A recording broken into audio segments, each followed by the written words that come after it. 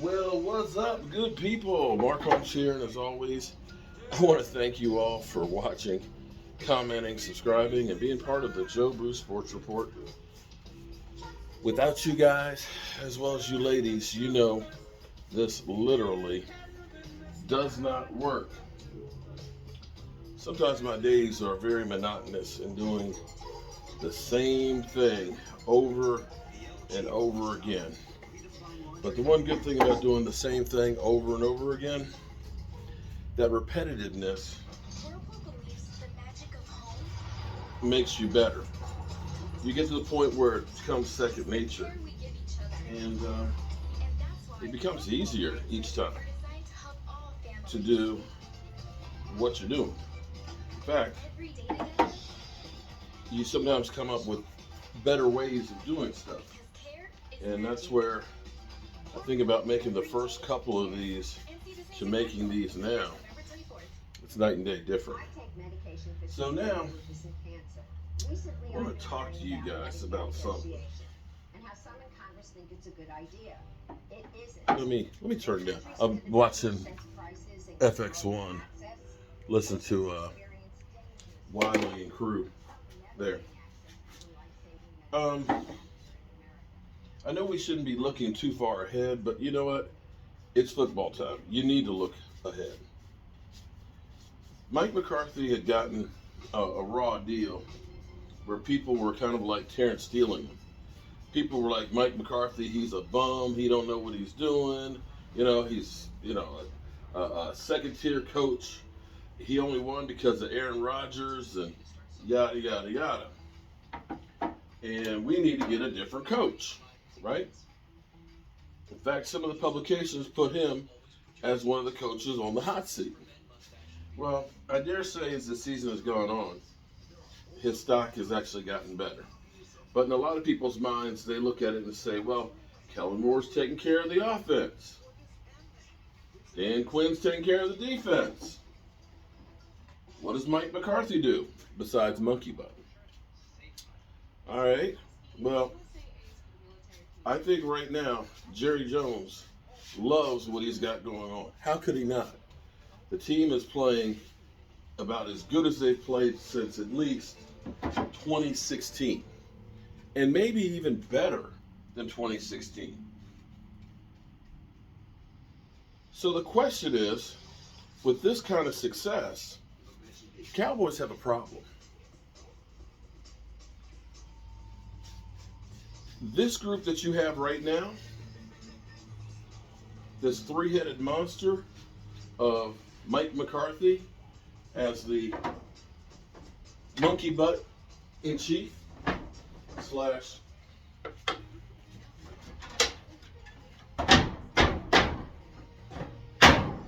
monkey butt in chief and slash motivator, head guy in charge, fall guy for whenever something goes wrong, whatever you want to call him. Let's say hypothetically, you do want to move on from him. Or let's say you don't. Here lies the problem right now.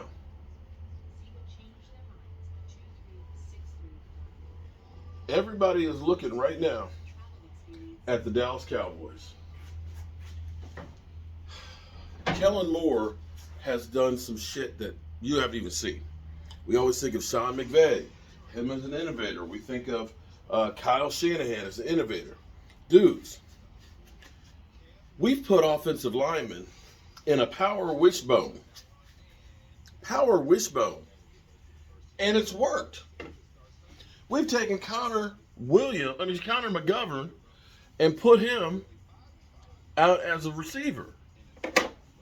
And it's worked. We have not a running offense, although we can. Not really a passing offense, but we can. We are like Inspector Gadget on offense. You don't think that some of these teams out here don't want to get Kellen Moore?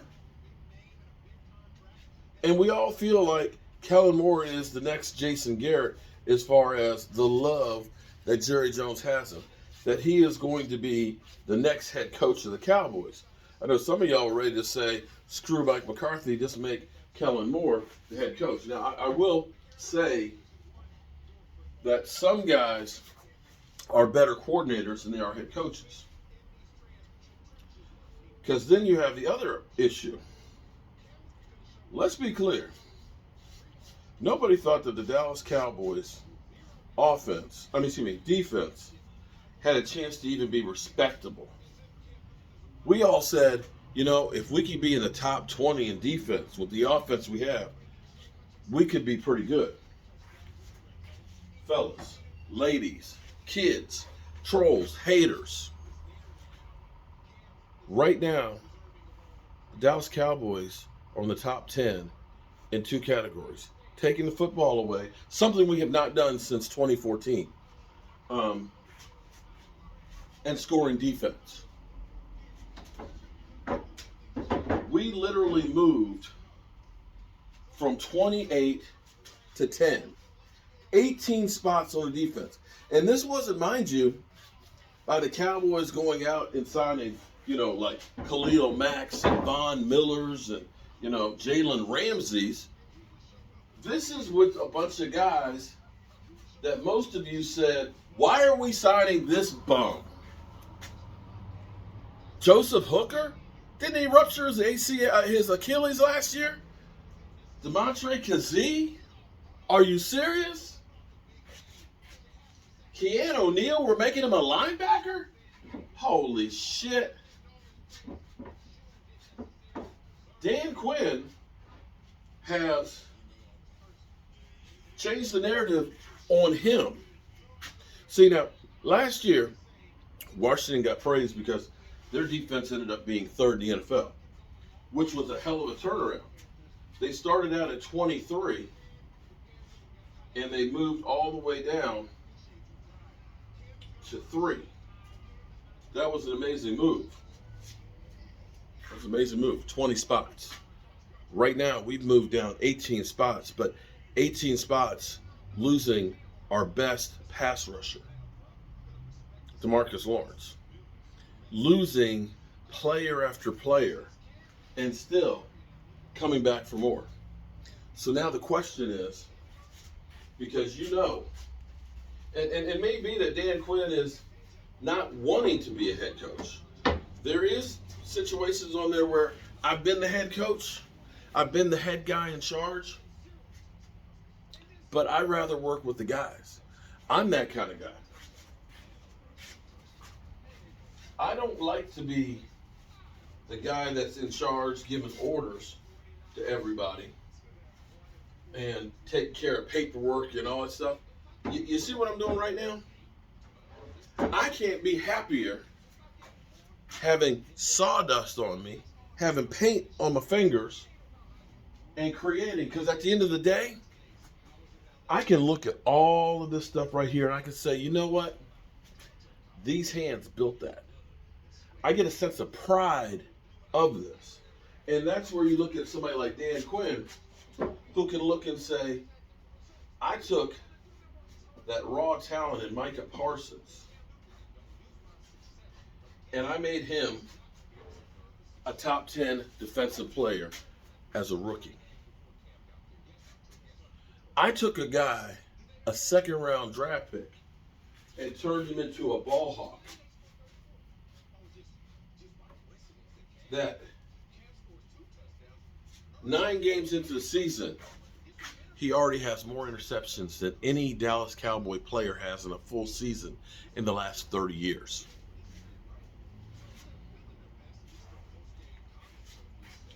And can be happy with doing just that.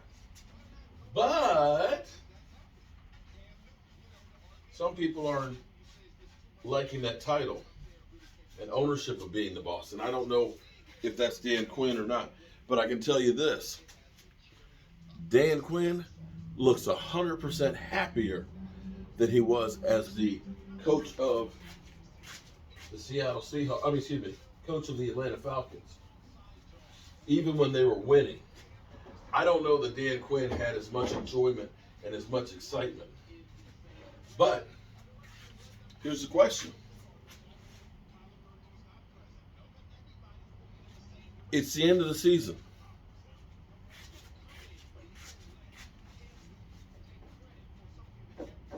And you have to make a choice. You have to make a choice.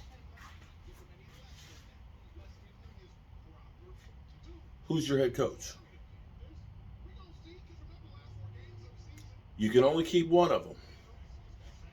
You can only keep one. Who would you want to be the head coach? Mike McCarthy with Kellen Moore going and Dan Quinn going? Kellen Moore taking over as the anointed one? Or Dan Quinn?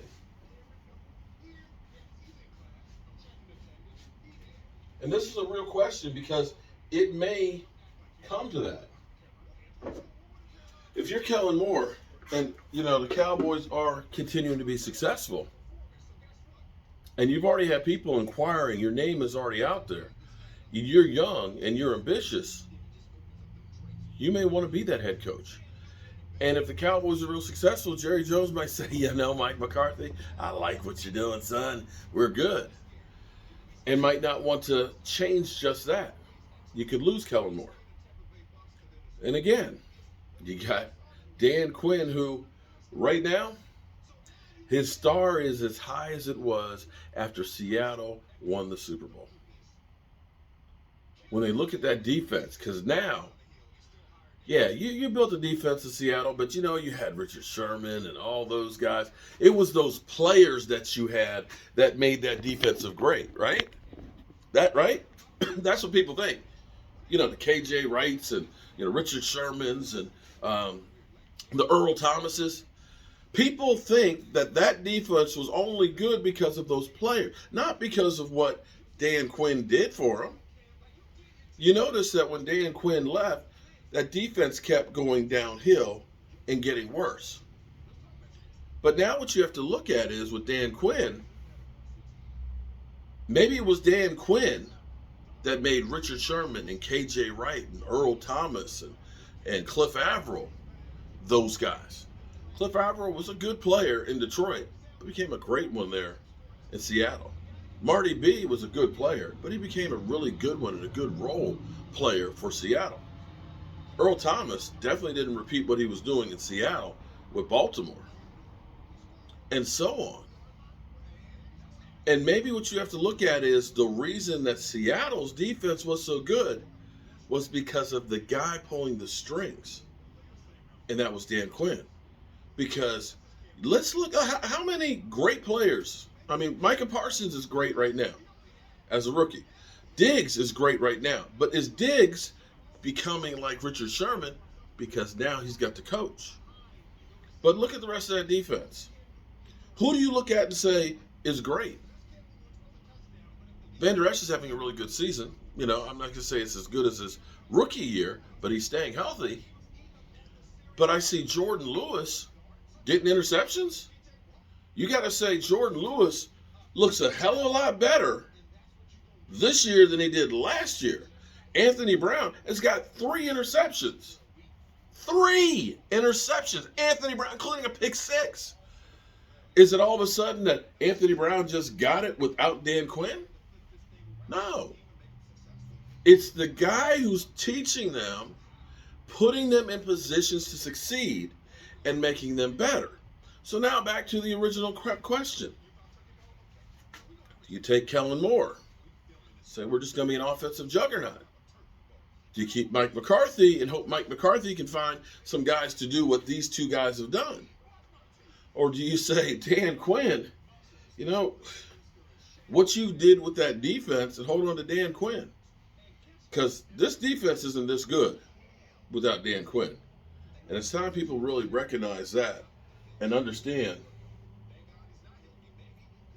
it's very, very feasible that he's a one and done here with the Cowboys. Don't want to lose him. I like the guy. But you're going to have to make a choice at the end of the season on who you keep. So that's what I got for you, y'all. Hope y'all are having a great day. I'm doing what I do. I'm getting the work done. Got to go out here and spray paint some more of these laces. And going to put some more of these things together. I'll catch you on the flip side.